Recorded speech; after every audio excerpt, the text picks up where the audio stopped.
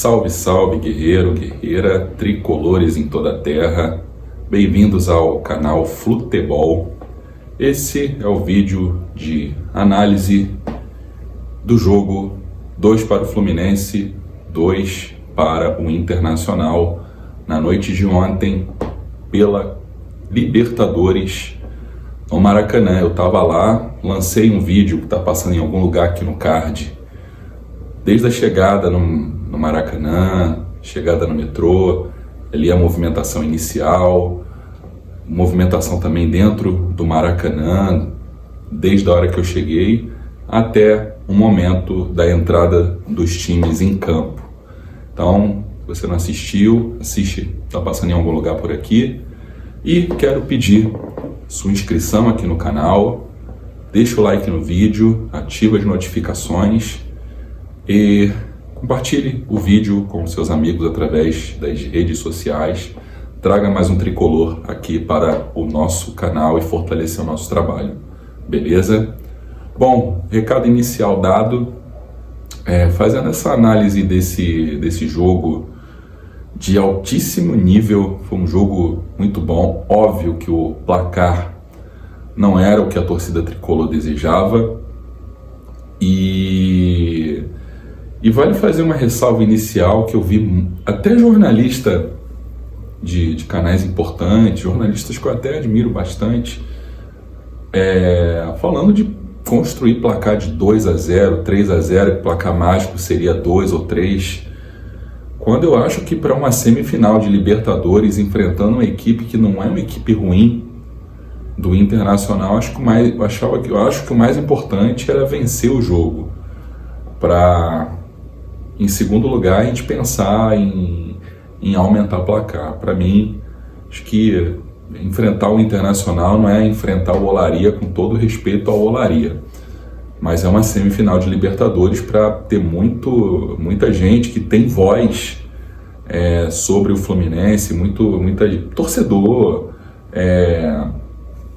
influenciador, jornalista, de muita gente está querendo placar de 2-0, 3-0, 4, e não é assim que funciona. Mas dito também, fazendo também essa crítica a essa abordagem que muita gente está tratando, uma semifinal de Libertadores, foi um jogo de altíssimo nível, um jogo muito bom, um jogo de trocação, um jogo muito laicar, Germancano salvando, trazendo muita esperança para a gente nesse jogo de volta, guardou 2 gols de pura eficiência, de pura capacidade de virar para o gol e finalizar com extrema precisão, com extrema habilidade de conseguir arrematar para o gol e guardar. Nas 2 únicas oportunidades que ele teve, ele fez. A Fluminense começou bem no jogo, embora tenha tomado a primeira finalização do jogo, ela foi do Internacional, e não demorou muito o Fluminense conseguir abrir o placar. O Fluminense entrou em campo com uma escalação. Tem uma coisa que eu admiro muito no Diniz, é a coragem que ele tem. É uma coragem um pouco sem noção que ele tem de colocar o time em campo. E ele colocou um 4-2-4, entrando com o sistema defensivo padrão, né, com Fábio, Samuel Xavier, Nino, Felipe Melo e Marcelo, mas ele entrou no meio deixando um espaço onde o Alan Patrick deitou e rolou na criação naquele meio do campo, deixando só o André e o Ganso. Ali o Ganso ele não fez bem o papel do segundo volante. E ali naquele setor, que teoricamente era um setor onde o Fluminense trabalharia muito com o Johnny, explorando o Johnny do Internacional naquele setor do campo, acabou acontecendo o contrário. Foi o Alan Patrick que deitou e rolou naquele setor, com o André ali tendo que cumprir sozinho a função que o Ganso não estava cumprindo na combatividade, na marcação. E o Alexander entrou no segundo tempo para ajudar o André nessa função. E ali o Alan Patrick ele também foi se desgastando muito, acabou saindo no segundo tempo. Mas Germancano abrindo o placar para o Fluminense, dando aquele indicativo de que seria aquele jogo que muito torcedor estava apontando do 2-0, do 3-0, do 4-0, mas o que condicionou muito o jogo foi a expulsão do Samuel Xavier, que, ao meu ver, vejo muita gente reclamando de que não foi uma expulsão justa, mas 2 cartões amarelos acabaram gerando vermelho, e os 2 lances acabaram gerando cartão amarelo. Compreendo que tem muito árbitro que deixaria passar, que tentaria administrar, não dando um segundo cartão. Compreendo que tem muito árbitro que o argumento é válido, o argumento é muito válido, de que esse segundo cartão amarelo ele poderia não ter sido dado, mas seria uma falta também que muito árbitro daria o segundo cartão. Então eu prefiro não reclamar dessa questão na arbitragem. E acabou que o Diniz não mexeu, né, nos minutos finais. O gol acabou saindo aos 49 do segundo tempo, quando ele tinha dado 3 de acréscimo. Mas aí entrou... tem uma série de nuances do jogo que acabou condicionando esse gol de empate do Inter no final do primeiro tempo, e acho que uma delas foi a falta de organização defensiva, de saber quem ia cumprir aquela função na lateral direita, e acabou não ficando ninguém. O René cruzou com muita tranquilidade, ele deu assistência com muita tranquilidade, com muita facilidade para o Hugo Malo finalizar e acabar empatando o jogo. O Fluminense volta para o segundo tempo com 3 substituições, até para corrigir muita coisa no sistema de jogo do Fluminense, mas acabou sofrendo o gol da virada na primeira parte ainda do segundo tempo, e acabou sofrendo o terceiro gol, que veio a ser o gol corretamente anulado, né, pela bola resvalar no braço do Mercado, né, que marcou o gol que seria o terceiro do Inter, e seria o gol que seria fatal para o Fluminense.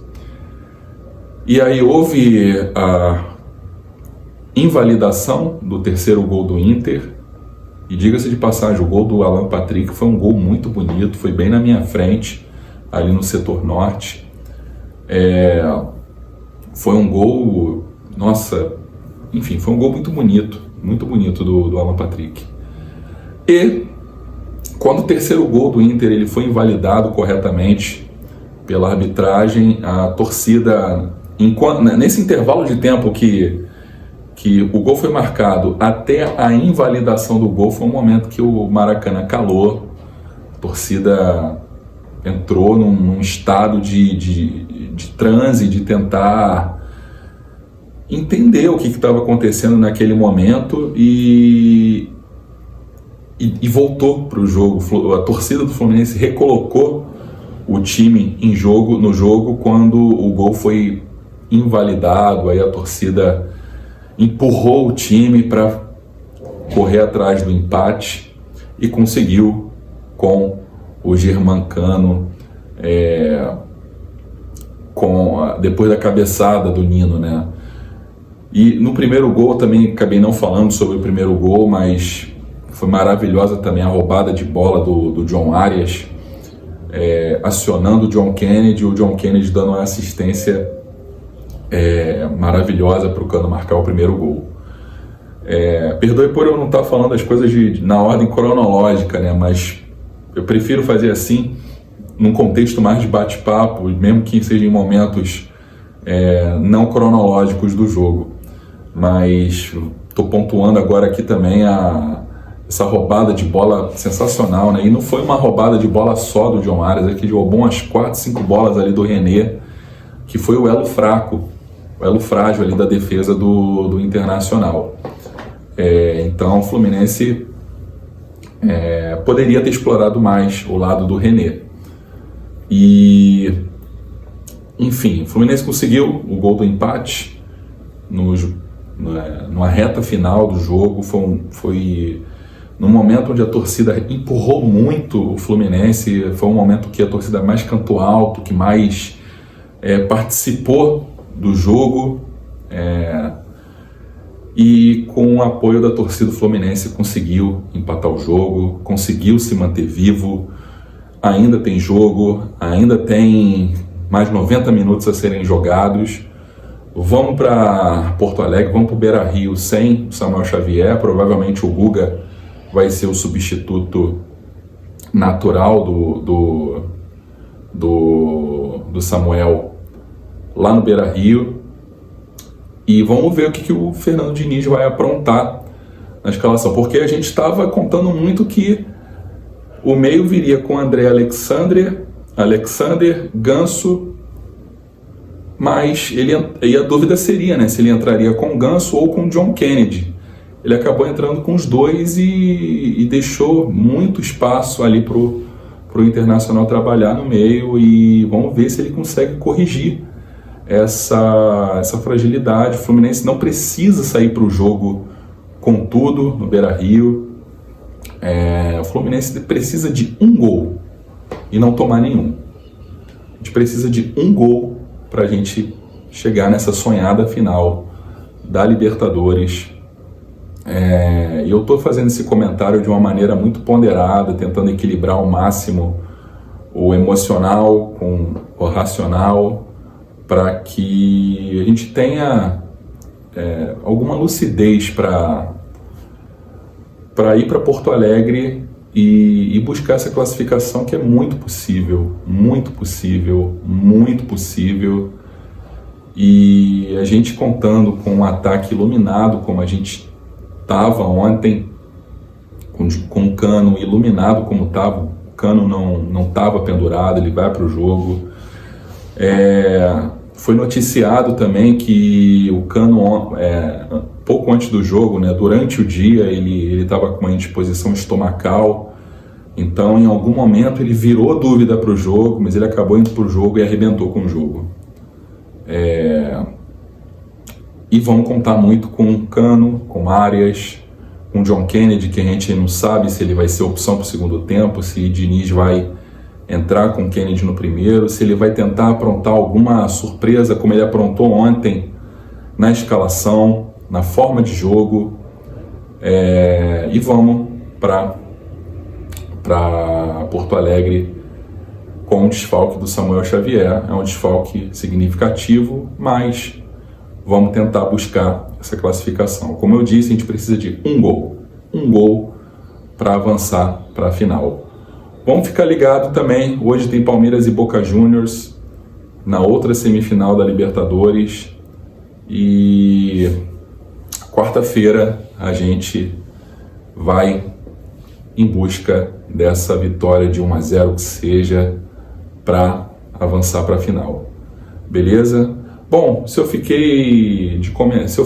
ficou faltando, né, comentar alguma coisa importante, alguma passagem muito importante do jogo ontem, me perdoem, ainda estou tentando organizar a mente, porque o jogo ontem foi trocação, foi um jogo de deixar a gente hipnotizado, deixar a gente encantado de ver um jogo de tão alto nível. Como eu disse no início do vídeo, não foi o placar que a torcida desejava, que a torcida esperava, mas penso eu que do prejuízo que o Fluminense estava tendo no desenrolar do jogo, a gente conseguiu sair do Maracanã vivo ainda, com com peito estufado de ter conseguido, com um jogador a menos, o segundo tempo inteiro, ainda assim ter conseguido buscar o gol de empate e tendo tido oportunidade de virar o jogo.